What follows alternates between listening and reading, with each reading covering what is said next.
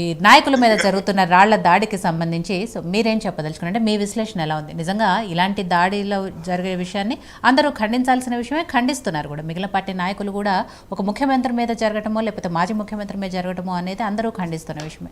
But జరుగుతున్న వాటి వెనుక కారణాలేంటి? కావాలని చేయిస్తున్నావా లేకపోతే ఆకతాయిలు చేస్తున్నారా? ఏం జరుగుతోంది అసలు?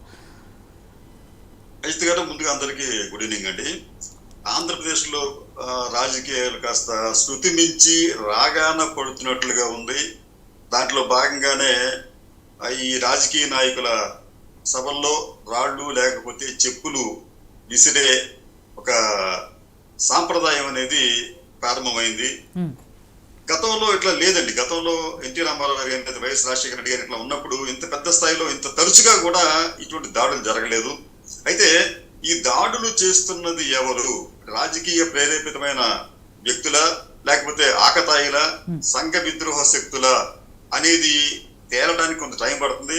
కానీ దీనికి కారణం ఎవరంటే ఖచ్చితంగా ప్రజలు కాదు, లేకపోతే ఈ భద్రతా వైఫల్యం కూడా కాదండి. దీనికి కారణం రాజకీయ నాయకుల అత్యుత్సాహం కావచ్చు, లేకపోతే వారు ప్రజల్లో అమాయకమైపోవాలి, ప్రజల్లో మేము ఉండిపోవాలి అనే భావన కావచ్చు. ఎందుకంటే ఈ రోజున ఆంధ్రప్రదేశ్లో Z+ కేటగిరీ ఉన్న చంద్రబాబు నాయుడు గారితో పాటు Z కేటగిరీ ఉన్న లోకేష్ కావచ్చు, లేకపోతే జగన్మోహన్ రెడ్డి గారు కావచ్చు, వీరెవ్వరూ కూడా భద్రతా సంస్థల సలహాలను సూచనలను పాటించకుండా ప్రజల్లోకి వస్తున్నారు.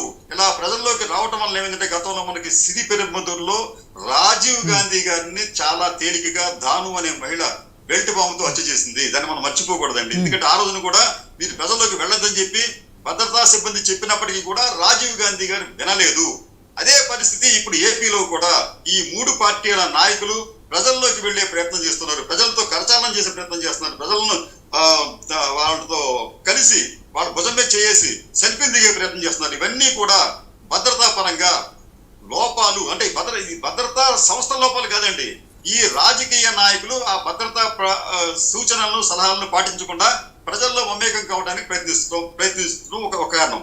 రెండో కారణం ఏంటంటే ఈ రాజకీయ నాయకులు తమ ప్రత్యర్థులను కించపరిచే విధంగా నిన్ను తొక్కేస్తాను, నువ్వు బచ్చేగాడివి, నువ్వు ఇంకొకటివి అని చెప్పి తోలనాడుతూ చేస్తున్న ప్రకటనలు కూడా కొంతమంది కార్యకర్తలు వాటి ప్రభావానికి గురయ్యి తమ ప్రత్యర్థుల మీద రాళ్ళు లేకపోతే చెప్పులు విసిరేందుకు కూడా వారు ప్రయత్నించి ఉండవచ్చు. కాబట్టి రాజకీయ నాయకులు ఇకనైనా గానీ విధానపరమైన విమర్శలు చేసుకోండి తప్ప వ్యక్తిగత దోషణలకు నేను తొక్కేస్తాను, నేను నరికేస్తాను, ఇంకోటి ఇటువంటి మాటలు మాట్లాడకుండా ఉంటే వారికే మంచిది. ఎందుకంటే ఆ రాజకీయ నాయకులు లేకపోయినా రాజకీయాలు నడుస్తాయండి. కానీ వారిని నమ్ముకున్న ఆ పార్టీ లేదా కార్యకర్తలు వారు తీవ్రంగా నష్టపోతారు.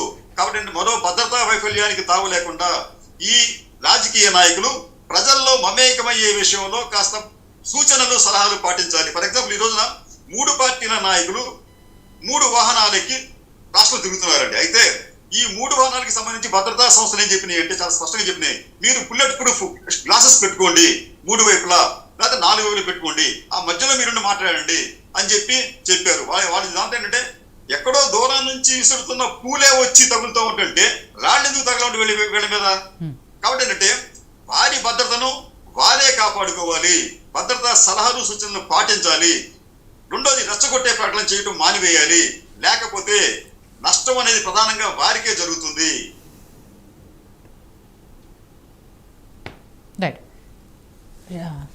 కృష్ణరాజు గారు, సో ఇందాక నేను అడగటం మర్చిపోయాను. దీంతో పాటు శేఖర్ రెడ్డి గారు మిమ్మల్ని కూడా క్లారిటీ అడిగారు లోకేష్ గారు చెప్పిన $1 ట్రిలియన్ సంబంధించి ఎకానమీకి సంబంధించిన విషయంలో.